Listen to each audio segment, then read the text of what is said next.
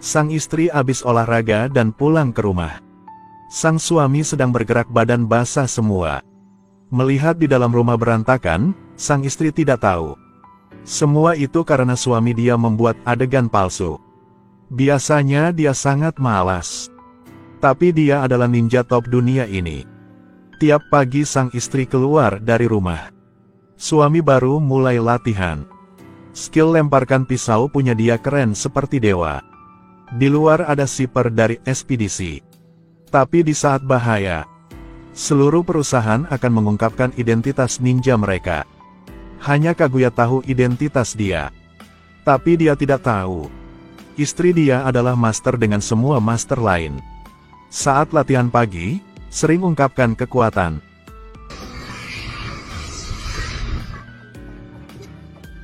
Iya ampun. Aku harus lebih hati-hati lagi. Pasangan ini tidak ada yang tahu identitas asli satu sama lain. Perlahan melalui tiap hari menjadi lebih jauh jaraknya. Sebagai ninja sang adik menghibur kakak dia. Kau adalah seorang master jelas tidak cocok dengan orang biasa. Hari berikut wanita ini dapat misi baru. Atasan suruh dia bunuh anggota Kongres Senior. Kebetulan perusahaan suami juga disuruh kemari. Karena dapat uang sponsor. 26 mereka harus melindungi orang ini. Kedua sangat di posisi yang berbeda. Yumi pergi ke basis spesial. Besok dia akan mulai bertindak. Selesai kerja rumah tangga dia melihat suami masih main game. Mendengar suara suruh dia siapkan makanan. Dia langsung marahi padanya. Capek sehari sekarang harus urusin anak paling gede ini. Yang membuat dia lebih marah adalah nasi sudah selesai tapi suami tidak mau makan. Dia bilang dari siang masih merasa kenaing. Wanita ini melihat buku yang dia suka buat tempat taruh minuman dingin. Jadi langsung kombat sama suami. Dan Hiroshi juga tidak mau hentikan. Dia ingat waktu mereka masih bahagia. Tidak tahu kenapa menjadi seperti ini. Dan istri dulu pernah berkata, ini adalah buku paling aku sukai. Untuk selamatkan cinta ini. Maafkan aku. Wanita ini ingin makan di restoran hari kencan pertama. Suami mendengar itu jadi langsung setuju. Sore istri mulai kerja. Berhasil masuk ke dalam rumah orang penting itu dengan flycam. Tapi Hiroshi sudah temukan. Dia dengan cepat jatuhkan alat itu dengan pisau. Gambar langsung mati membuat sang istri bingung. Sama sekali tidak tahu itu adalah suami dia. Melia waktu sudah sampai malam. Dia langsung beresin barang. Setelah soal flycam, orang penting itu sudah lebih hati-hati. Dia ingin semua penjaga fokus hingga pagi. Ini adalah perintah. Jadi tidak ada pengecualian. Sang istri menunggu dalam kesepian. Hanya tinggalkan surat cerai lalu pergi. Sudah berapa hari dia tidak mau jawab sama sekali. Saat Hiroshi putus asa, tiba-tiba ada orang menyelip ke dalam rumah mewah ini. Rekan tidak bisa melawannya.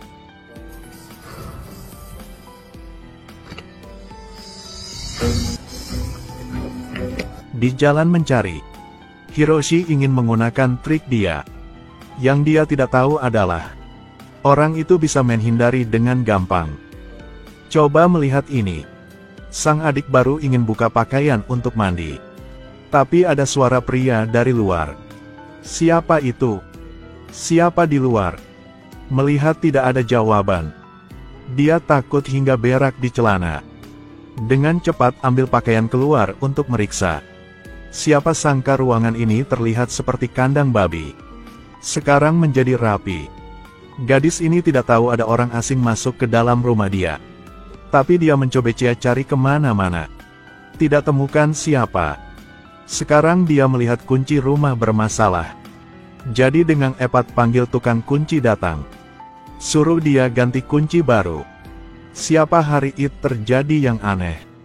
Ada orang saat gadis ini sedang tidur. Bantu dia jawab jawaban pertanyaan dari pelanggan. Dia merasa ganti kunci baru juga tidak ada hasilnya. Jadi hari berikut pergi ke tempat tukang kunci itu. Kunci dibuat oleh kau telah dibawa sama orang lain. Tidak mungkin. Jelas ada orang masuk ke dalam rumah. Jelas sudah hancurkan kunci. Tukang mendengar itu langsung balas. Dan bilang kunci dia paling kuat Du. Dan setuju bantu gadis itu cari tahu kebenaran. Mereka ke rumah gadis ini untuk menyelidiki. Tapi setelah meriksa kunci ini, dia melihat tidak ada masalah apa. Lalu mereka masuk ke dalam. Kali ini tidak hanya ada bunga di dalam Kak. Orang aneh itu taruhkan banyak mainan. Saat mereka sedang bingung, dia gadis ini tiba-tiba dapat SMS dari orang asing. Hei Kak, kau suka bunga dari U? Aku ingin hidup bersama kau.